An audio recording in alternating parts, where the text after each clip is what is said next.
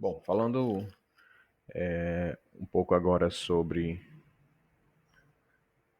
a interação entre agroecossistemas e ecossistemas naturais, aqui eu destaco outros três pontos que eu julgo importantes também, né? Como, por exemplo, o ponto 2, que traz que não é possível preservar a biodiversidade apenas protegendo das ações humanas, né? Eu trago esse ponto porque muitas vezes a gente acredita que é só minimizar as ações humanas, né?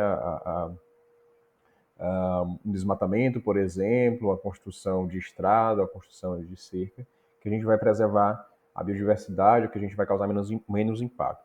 Então, só para chamar a atenção que vai além disso, né? A gente precisa manejar os sistemas naturais e os agroecossistemas, tendo em vista que a gente já tem biodiversidade, né, perdida, e aí a gente precisa fazer com que habitats sejam, né, tenha as condições para se regenerar, ou seja, para tentar se aproximar das características que existiam antes. Então a gente precisa lançar mão do manejo desses sistemas até para evitar a extinção, né, de espécies que já estão aí caminhando para o desaparecimento. Um outro ponto que eu trago é sobre o uso de práticas agrícolas, né, o ponto 5. O uso de práticas agrícolas tradicionais torna-se, né, a paisagem mais heterogênea.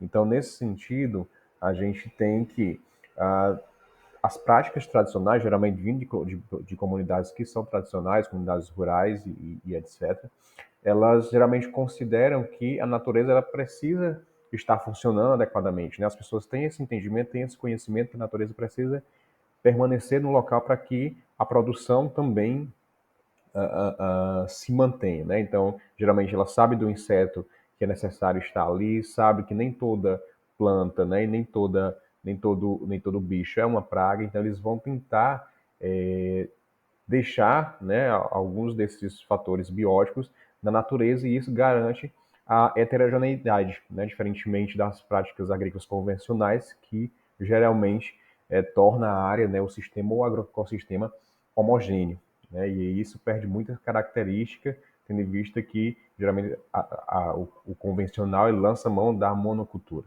né, então perde muitas características do ambiente natural que existia.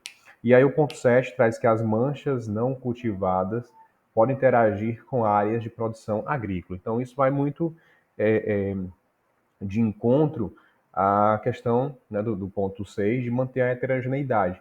Então eu considero que essas manchas, né, esses remanescentes de vegetação natural, ela contribui para manter a heterogeneidade desses espaços agrícolas, uma vez que ela vai fornecer serviços, né, que a própria produção, né, o local ali, a área de produção de alimento, por exemplo, pode utilizar, como por exemplo a questão dos polinizadores, a questão da dispersão de sementes e tantos outros fatores. Então são duas áreas que devem existir e que vão trazer benefícios uma para a outra, uma vez que essas áreas, né, de cultivo também podem fornecer, por exemplo, alimento, né, para os animais que estão nessas áreas remanescentes.